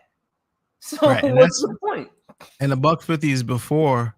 Hey, what's up, Ryan? What's up? What's going on? The $150, just let them know. The $150 is before we got the multiple streams of income coming through. But yeah, that's just one designation. Yeah, that's just the day job. Yeah, that's just a day job. Then we factor in the real estate, and then we factor in other things and the talents that you can see on my page. Yeah, That quickly climbs up into the 200. to I would even with this new annuity we approaching 250, Yeah, with the and annuity, we're definitely looking at it. Well, yeah, because that's a stream of income. Shit. then we do the whole life on top of that, and then what's going to be the icing on the cake is I'm soon to be living in Colombia, so you're the way the dollar is, if you follow the currency, the Colombian peso against the dollar is almost going to be around 4,500 pesos to $1, which is Woo-hoo. insane currency conversion. So really what that basically does, that's almost like quadrupling your value. Your $1 is like now four, put it to you like Right. that. So over there, you basically quadruple your wealth just by going from one location to the other. So I don't think people really understand what is going on here and what's about to happen in terms of the interest rates and what they're about to do with everything. Yeah. Well, we've I been think having these yeah, conversations daily. daily. And I think, like I said, I live in New York. I think it's hilarious that all these people are partying. It just annoys me because I don't understand what the fuck are y'all celebrating. I know y'all broke. I know. I mean, I get it. People dress up. They look. Listen, I get it. All I'm saying is, I know people personally, and I know you spent your last dollar on that outfit. I know when you go home, you eating cheese and crackers. So it confuses the shit out of me. And it's not just one person. There's nobody I'm singling out personally. It's a lot of people out here who are really pretending. Because let me tell you, it's so many people, like girls that I used to know, hit me on the back channel like, "Oh, I need some help. I got all this pressure. My financials ain't there." Oh, this is all I hear all day long. So on one end, I see the facade, the Instagram facade, and in real life, I get all the sad stories. So this is why it be bugging me out. I'm like, I don't understand. What are y'all? I mean, I don't know. I don't want to even get into it. You can see it on Instagram. People they in the club every week. Yeah. I'm like, for what? Like, not when, because look at it like this. It's cool for now, but in 10 years' time, if you took all that money that you spent frivolously, right? And not just the club, it could be on Jordans, it could be on bullshit. And if you were to put that money, maybe not 100%, but let's say you put 80% of that toss away money. Ryan's still in the building. Yeah, put 80% of that toss away money into some type of investment. When you turn around, you got something. I'm gonna tell you, most of these people don't have nothing because, one, like you said, property went through the roof, especially in New York. You can't buy nothing in New York now and think you're gonna make property or live. Like, forget it. Like, most properties today, for a hole in the wall is gonna cost you like maybe $650,000. And that's down to the stuff. Dude, when I was doing real estate in 17 in East New York, Brooklyn, bro, I had buildings. I had a 2-bedroom in East New York down to the studs for $799, $999. Yeah. That's considered a steal in New York. You get a broke rundown place that has potential, and that's 670, not 700,000, and it's like a bad neighborhood, no space. Your neighbors are right on you, and you still got to renovate. Yeah. So good luck on flipping that and making profit. Good luck, especially when interest rates just doubled from March to today. Yeah. Good luck. So I mean, I'm just like, man, if you're not getting into these avenues and making these whole life policies and annuities, I mean, in a couple of years, it's going to be some real trouble out here. And I'm not even going to be here. I'm being in Colombia, so I'll be watching the fire from a distance. That's the beautiful thing, is you're putting a plan in place now. So here's the ill part. Let's say things change. He gets a wife and kids here in the States. Guess what? He's still got stuff already ready to protect all of that, because now it's in place now. So if in the event that he meets a chick here in America and boom, and they fall in love tomorrow morning. He's already got plans for his family. He doesn't have to start planning for his family, right? And then next week, oh, she's pregnant. Well, now I got to get something in place to make sure to take care of these kids. But all this money is now not there for him to spend it because now he's got to take care of other responsibilities.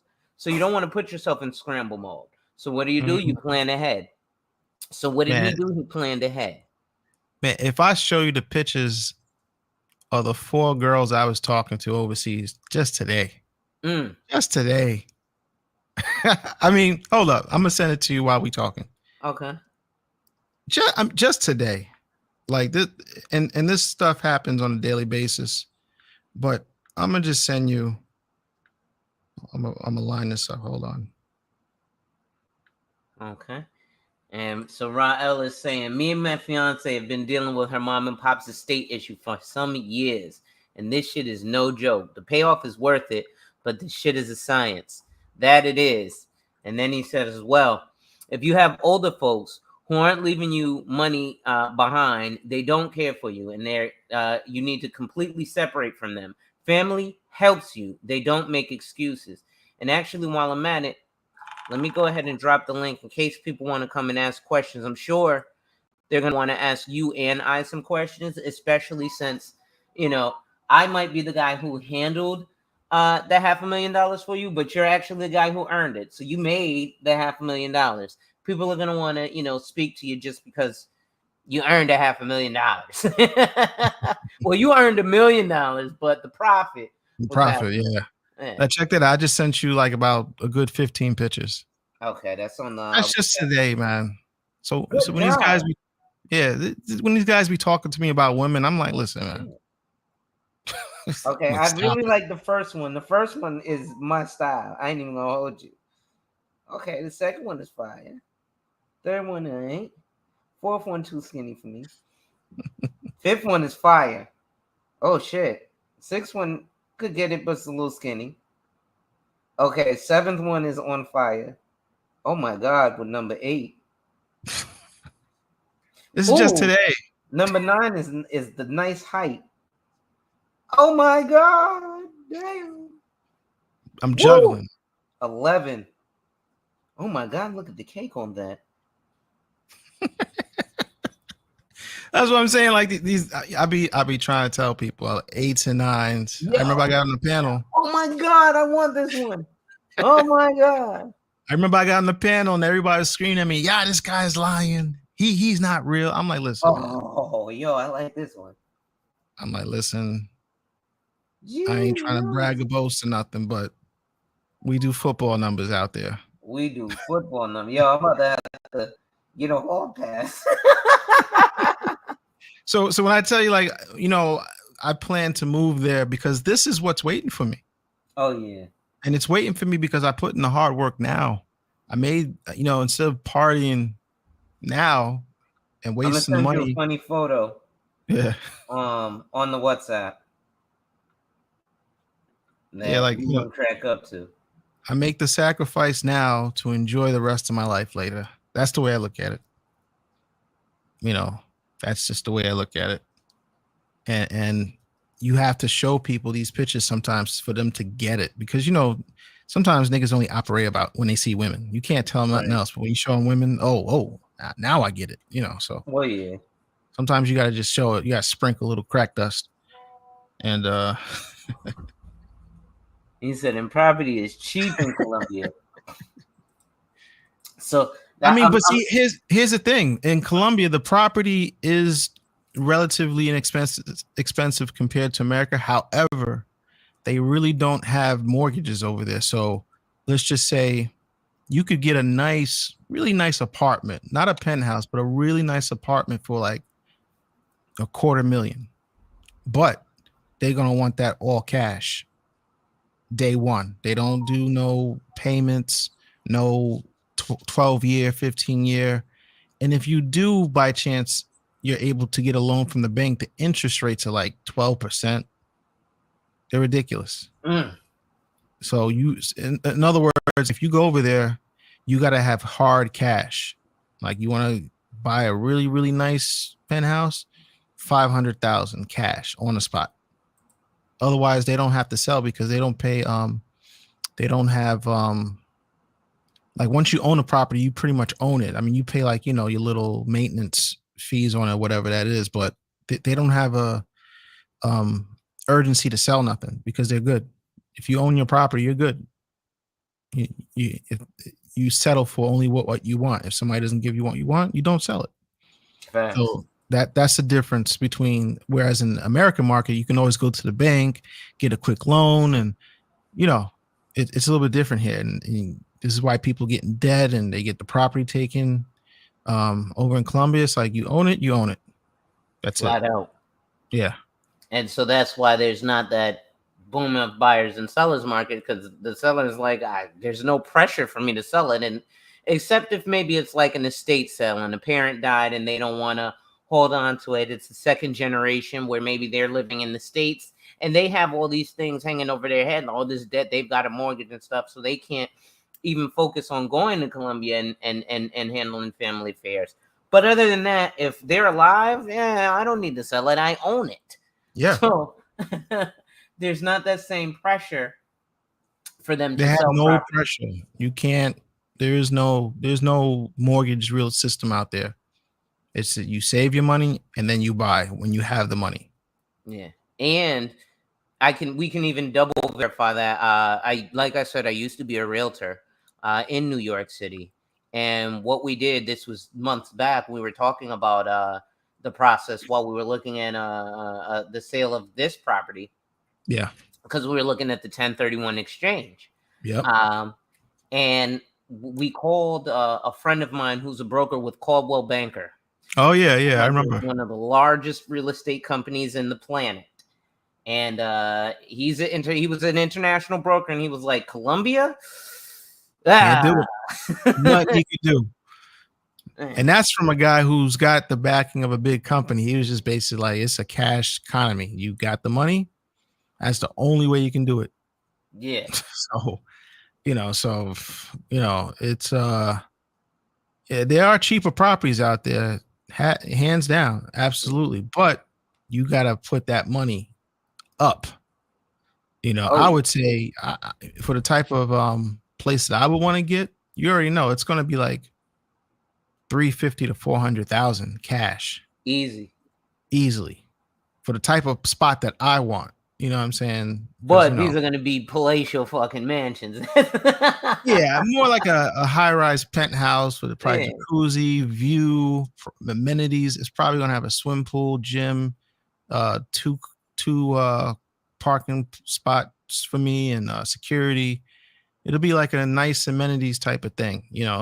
That's just for how I want to live, because when I'm in Colombia, I roll a certain way. So that's what I do. You could get an apartment for $60,000 and be straight. Nothing wrong with that. I'm just saying I have other uses for these spaces. Here's what Rod just said. He said some clown was do you follow the Black Brain Trust at all? Are you familiar with some of them? No. Well, you're familiar with Rod, so you might know some of it. But he was saying someone was over there saying that the Black Brain Trust is shaming, blaming, and explaining Black men into business. So he said there's definitely a lot of boys and girls online, but somebody's going to have to mop the floor. So the Black Brain Trust is an area, what ended up happening, I know they ended up getting into some conflict with people like BGS. One of the things BGS would be saying is feminism is stepping in front of us and our ability for business. And I'm like, feminism didn't stop what you and I did. The only thing that would get in the way of what you and I did would be logistics and supply chain, or like the issue that the other company was trying to do what they did. But I didn't see anything crazy like that. He said, I saw 11 bedroom, 11 bathroom in Colombia for $50,000. I was shocked. I wouldn't be surprised by that. Here's the thing. You can find those spots, but the thing is location. Usually when you find a deal that good, it's going to be 3 hours away from anything. Okay. So it's dope if you want to live in the middle of nowhere with nobody around you. But the closer you get to like the bigger part of the city, like Medellin and places like that, the more expensive they tend to get. The further you get away, you tend to get good properties at much less value. So Okay. me personally, I would look into a place like Evangado, in places like that. It's not that far away from like the main part of the city, but it's also not too close either. Right. That's the kind of middle ground I would like to be in. But like I said, you could find a finca way out in the sticks for cheap, and you could fix it up, and you could live your little house in the prairie in the middle of nowhere if that's what you want to do. It depends on what kind of lifestyle you in. Me, I wouldn't go that far because I need to be accessible to things, but it depends on the person. Everybody's different. No, that definitely makes sense. You said everybody has an opinion in the bully hole. You got to see what people think the way they do and do that and move on. No, that's definitely true. Those things are definitely going to happen in that case. But what we're doing here is, especially in the space of black male YouTube, we're creating a separation, right? And that separation is of those who actually do and those who talk. Like I said, we were on panels with other dudes who were talking about shiny belt buckles. They'll spend $200 to $300 a month on software that will allow them to possibly make money on these deals, but they won't spend $1,000 a month on. When I said $1,000 a month to Ramil, he was like, "Oh, you got to tell me why I would spend $1,000 a month on life insurance." You were spending that prior to meeting me on something that wasn't nearly as attractive as what we've set up, and still were comfortable spending over $1,000 a month on life insurance. So that speaks to some things there, right? In terms of, look, not even what I'm just getting out of it, but I'm also building myself up, right? So he's building himself up, and if something happens, he's being responsible. $1,300 a month is not something that was unrealistic. It's like a regular expense, right? It's funny because I'll see dudes who will come online, and I've had these. This is why when we sat down, and I said $1,000, I was being facetious, because I had we met on my, when I was still kind of hopeful about men in the space, I probably would have come at you with a larger premium. But because I was dealing with the guys I had, like I said, I literally sat with 12 men before you from the manosphere, and they were giving me numbers. And then when I would say like 5 to 6, when I would say $100 to $200 a month, they'd be like, I need to look it over with my cousin's best friend's auntie's baby's mother's dead husband's lawyer. Okay. All right, cool. I call him back. Yeah, my cousin's uncle's best friend's baby's husband's dead father's lawyer had a cat, so he couldn't meet with me today. Really? So you just running away from it. Whereas, like I said $1,000 to you, and you were like, okay. So, it's definitely a separation. The Broke Genius says, my grandfather was a self-made millionaire from a shack in Mississippi. What you think my idea is on business? Nothing to it but to do it. It says you can follow Alonzo on Instagram, instagram.com/the All-Star Advisor. Thank you for that, Malika. So, getting the property in Colombia, like I said, he's only paying for 10 years. Then we've got the life insurance policy. And then we're about to play with $30,000. You see, this is what we're talking. This is what Kevin Samuels was talking about, right? You've got to get yourself to a level where now when he's playing with $30,000, right? That's not little money. That's people's annual salary. People work for 12 months, 52 weeks, 5 days a week, sometimes 6, to make that. Because guess what $30,000 is? $15 an hour on a 40-hour work week. Holy smokes. So, I mean, it's a compound effect of everything. This didn't happen overnight. This is, I would say, over the course of 10 months. Yeah. And the funny thing about it was I was going to pay off the entire whole life policy, but you said I couldn't, because that was the original thought process. But for tax implications, we couldn't do that. Right. So this is, we trying to like blaze through these situations. I was trying to pay it off like in 1 year. Yeah. So the intent was to pay off the life policy in one fell swoop. However, due to tax restrictions and the way that, unfortunately, initially we didn't foresee the house selling, so we didn't set up the policy a certain way. We set it up with different, and this is why it's good to not only have your financial professional, but keep in touch with them, contact them every couple months, every so often. Hey, just chilling, just want to let you know I got this going on. What you think about it? I see the markets have changed. What you think about it? And they'll tell you some things, and things might change. This is what happened. Laser Panda called me up. Hey, I've got this going on, because initially you were looking at doing something different, right? You were Yeah. looking at changing the status of the mortgage. That ended up not being more beneficial. You spoke with your real estate or your property manager. Yeah. Your property manager was like, hey, let's sell. We did so many things because originally it was we were going to take out a maybe like a HELOC or something like that on the property. But then it was just like, why do that? Because then you still have to sell it, and then you have to sell it for, if you do that, you have to sell it for a certain price, if you take out the equity. So didn't want to be locked into selling at a certain price, especially when we knew the market wasn't always going to stay up. So at that point in time, it was a seller's market, and it just made sense. Like, I can offload this property. It's a 3-family. Let's offload it. Get as much as we got. A guy who bought it with an FHA loan. So if you know anything about that, that's like, if you can get it off, that's a gold mine. Yeah.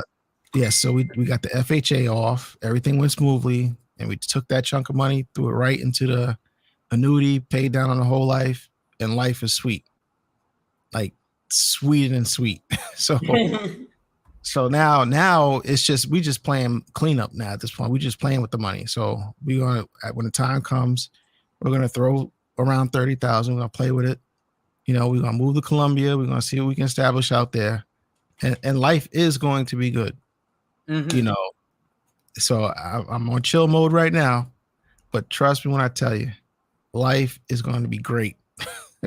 Oh, I'm sure, man. You already see, little things I got waiting on me over there. So it's like, I'm just getting ready for the ride. I'm just happy that you're allowing me to be a part of this process, and be, on your team, as well as all my clients who are listening. I thank you all for allowing me to be part of the process, of helping you to reach your financial goals.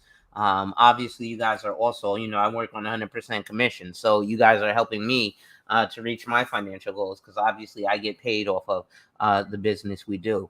You probably won't hear that from another financial professional, but yes, they get paid off of the business that you do, which is why they often put you in investments as opposed to insurances, because you don't have to qualify for insurances. Again, like I said, Marty went for his policy, and when his health came back, they said, well, your health is so good, we're going to double your death benefit. So how many people, Marty, do you think come back and they're like, your health is not so good, we're going to cut your benefit in half? Well, that pretty much happens more often than what happened with you. Wouldn't you say so? Yeah, I was actually shocked because they didn't say that in the beginning. They didn't say, well, if your results come back extra good, we're going to do this. I didn't know that. I didn't know that at all. Yeah. That was like something extra, because we already had a decent amount for the death benefit, but they just basically doubled it. So it made it even better. Yeah. It was strange. Generally what I try to do is when I apply with my client, I try to set their expectations. So I'll say, okay, thank you for applying. So now the next step is, it's going to go one of 4 ways. One is issued as applied for, meaning that we went for regular standard. We said it's going to be X amount of dollars a month. That's what it is. It can be uprated, meaning that your health isn't what we thought it was. And so it's going to cost you more dollars for the same amount of insurance, or the same amount of dollars for less insurance. Death benefit. Option 3 is the flat out decline. And then option 4, which is what happened to you, which rarely happens, is a down rate, where they say, okay, you can get the same life insurance for half the cost, or we'll double your death benefit for the same cost. You're actually the second person in my 10-year career who I've seen that happen with. The first one was back in 2020 with a friend of mine. You know what? Ironically enough, he works in the same field as you. Oh, yeah? Yeah. Now that I thought about it, he works in the same field as you. I am going to have to go after that field. That's something. That is something. But same thing happened. They were like, hey, you're Superman, so we're going to give you because he applied for almost $1 million as well. He applied for $750,000. Nice. And it came back, and they were like, it was at first we quoted him. I think it was like whatever they did, it was like $30 a month less. At first, it was only, he did a term policy, so it's only like $120 a month, right? But when it came back, they were like, well, we'll cut it down to $30 a month for the same $750,000, or you can go up to $1.5 million for the same $120. So I was like, well, I'm gonna go up to $1.5 million. Why the fuck not? For the same price, right? But then somebody else might say, well, my friend got a life insurance policy and she's not paying $125 a month, and she only got a $50,000 death benefit, but she's also 300 pounds, 5 foot tall, diabetic, COPD, smokes cigarettes, ain't been to the doctor in 14 years, and eats Taco Bell every Tuesday. Right? She's not going to be able to get the same type of policy you're going to be able to get, because there's a different type of health, even though women's insurance is cheaper, right? So health is so important to getting these policies too. Health is so important. And so that's another reason why, like you said, man, if you got kids, you better get this for them when they're like a year old. Could you imagine putting this on a baby? It'd be crazy. By the time they're 18, they can buy their own house. Yeah, fuck college. They could go straight to buying a house. Right? They could buy the frat house for the college they go to. Unreal. Or they could pay to go to college with their life insurance. Yep. Any college they want. They could go to Yale. Bro, like I said, I live here in Connecticut. I look out of my window and I see Yale campus. Yale is, I think, $400,000 or I believe it's $120,000 a year. So, right, and that's in 2022 dollars. So most people do a Section 529 college savings plan to save, but you're not going to end up saving that much, because most people put about $2,000 a year in a 529. They could do what you did, right, at a substantially lower monthly premium, like $100 a month for a newborn, right? Because when they're 1 year old, it doesn't cost anything to insure them. So you put $100 a month away in a policy for a baby, and by the time they're 18, you got $20,000, $30,000, $40,000, and that's only putting $100. Imagine putting $1,000 away for a kid. You're gonna have like $100,000 by the time they're 18. Yeah, that's the numbers of it, man. Numbers don't lie. But listen, I've been going for about 2 hours. I'm getting ready to hop off, go spend some time with the wife, even though she's probably mad at me now. I hear you, man. You know, it's good being on here. I like the way this mic sound real cool. Yeah, let's keep the deals going and let's hop on some of these streams and shake it up. I think I'm going to bring another one. I'm going to do another one and just specifically speak about your situation again, about what we did, and literally just focusing on that and I'm literally just going to say, listen, what to do with $500,000 profit. Yeah. You know, because people, like you said, people really need, like you said, there should be 500 people listening to this right now, right? Not just like 10. Yeah, that's my belief. Right? But, you know, realistically, one of the things that I found is, and actually me and Ra came to this conclusion, because he was like, yo, when he heard us on the panel, he was like, yo, that's the STFU money.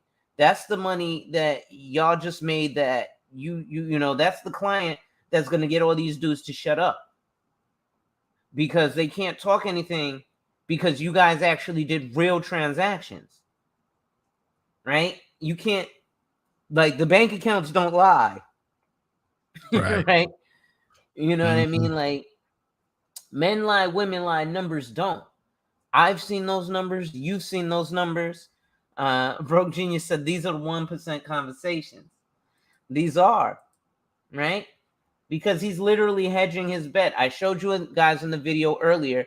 I don't know if you were here earlier, Marty. Did you see the video I showed about how the insurance company indexes or hedges to make sure that the life policy that we have you in never loses? I didn't see the full video. I think I came in on the tail end. It's only like a minute long. I'll show it. Give me 1 second.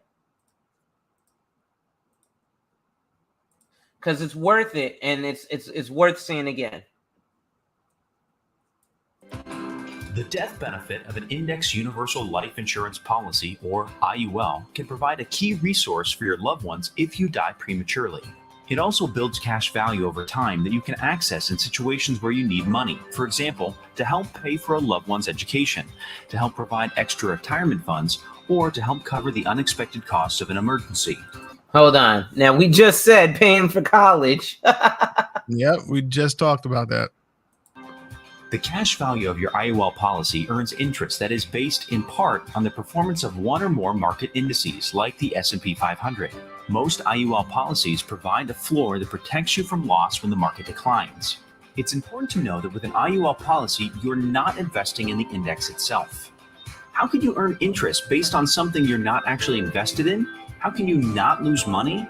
It all works because of a process called hedging. Let's take a closer look at how this works. An insurance company invests in bonds that earn about 4 to 8% each year. This is called their asset portfolio. The insurance company then takes a small amount of money from its asset portfolio, about 3 to 5%, and purchases an option to buy or sell shares of a market index. The insurance company does not actually buy shares of a market index. They simply purchase a contract that gives them the option to buy shares of an index at a specific price on or before a certain date. If the price of the index goes up during that time, the insurance company can sell the option for a profit. It's this profit that enables the company to credit interest to their policy. If the index price goes down, the company simply lets the option expire. The insurance company only loses the money they used to pay for the option. Your IUL policy, however, does not lose any money. That's because during this time, the company's asset portfolio has grown enough to replace the money that it used to buy the option. The company's asset portfolio hasn't lost any money, so your policy won't lose value either. This hedging strategy is how IUL policies can grow when the index goes up, but not decrease when the value of the index goes down. Think an Index Universal Life policy might be right for you? Talk to your financial professional to learn more. All right. There you go. It broke down literally. You know, Ross said, I'm proud of y'all. This is what this space is for. Exactly. You know, like he said, he has disappointment when, you know, he's coming up and they're talking shiny belt buckles and all this other stuff, and he's actually doing what they're talking about. And it's like, all right, well, y'all, I'm doing what y'all say y'all want to do. Listen. And then he comes back and he's like, oh, part of the reason I'm doing what y'all say y'all want to do is because I got money. And part of the reason I got money is because I plan so that 10 years from now, I can still be doing this. Right? I'm not still going to be on a YouTube panel mad about something in 10 years. Right? If I'm on the YouTube panel in 10 years, it'll be to reflect on the good times. Hey, remember 10 years ago when we started this thing? Well, it's going well now, and here's the after effects. You should have gotten in then, but you can get in now. But yeah, man, listen, I just wanted you to see that you're basically a walking hedge fund. Man, I ain't there yet. We got a lot more work to do, but I'm gonna do the work though. Like Hey, I said, listen, yeah, like you said, man, we about to play with 30 grand. Play. yeah, we playing with that. Yeah. You know, And that's playing. other people will probably buy a car or something. You know, nah. Where I'm going, they don't have roads. Yes, and thank you, Malika, for that. All right, brother. Well, I appreciate you coming up. Like I said, I'm gonna get ready and hop off, go grab me something to eat and spend a little time. All right, Thank you, brother. yeah. So, ladies and gentlemen, make sure you hit that like, drop a comment, subscribe, and hit that notification bell so you're made aware every time I release new content. And as always, share, share, share. Lastly, to contribute to channel growth or to schedule a one-on-one appointment with a licensed financial professional, the links are in the description. With that being said, wipe ass, work in progress every day and see success. And remember, ladies and gentlemen, when people challenge you, they don't challenge you to challenge you, but they challenge you to challenge you. Accept the challenge. Salute. All right.